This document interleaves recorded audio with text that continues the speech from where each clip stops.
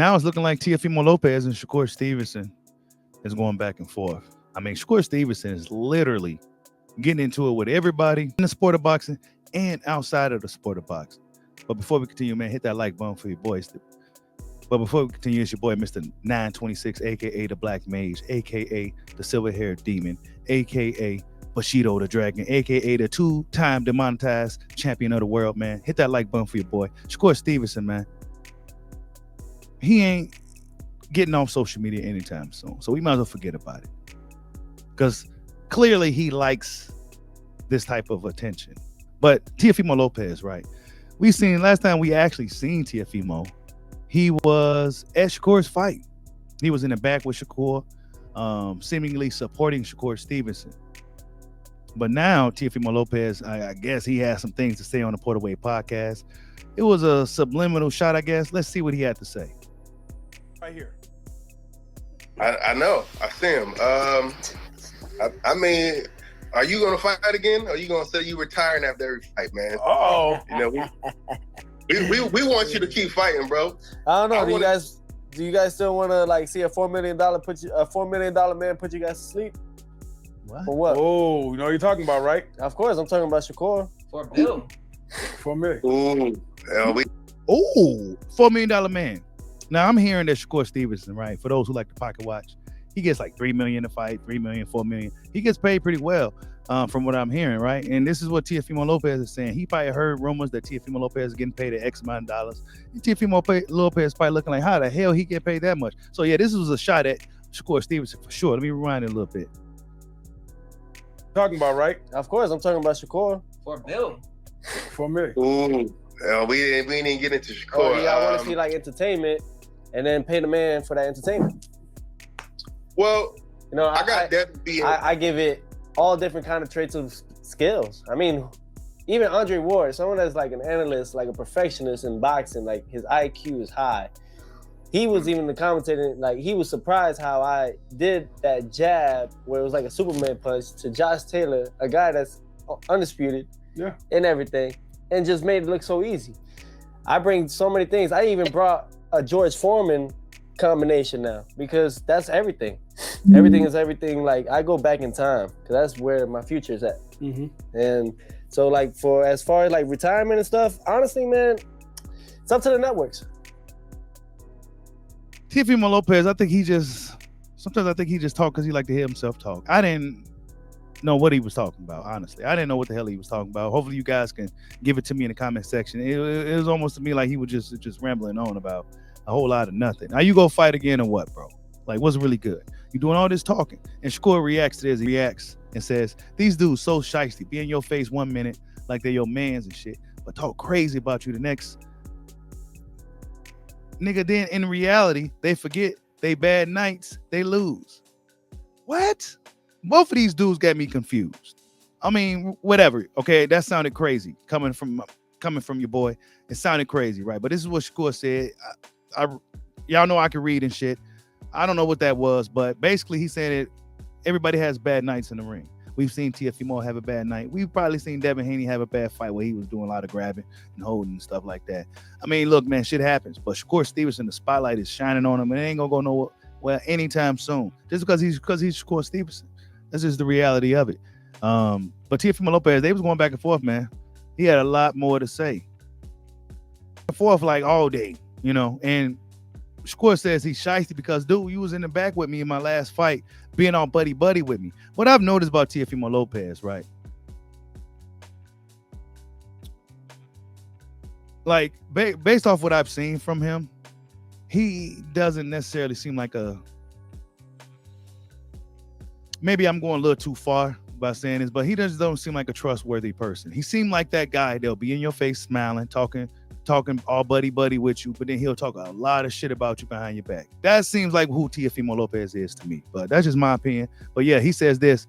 Teofimo Lopez reacts. He said, nah, it's different once you sized me up at that locker room. See, they was in the locker room. I was just trying to support you on your night. Yet you were focused on me, but don't stress it. Me and Ja Da Pinky are good businessmen.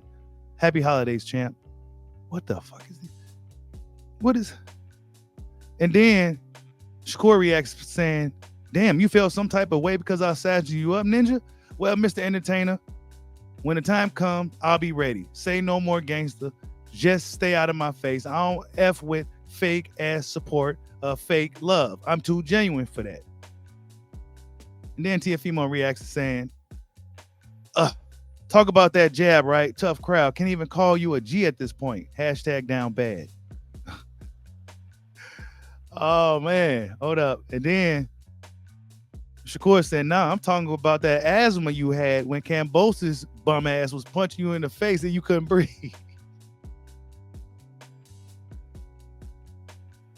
Punching your face and you couldn't breathe. Or that time when you fought Sandra Martin and had to ask yourself, do I still got it? You weird ass ninja. Stay out of my face.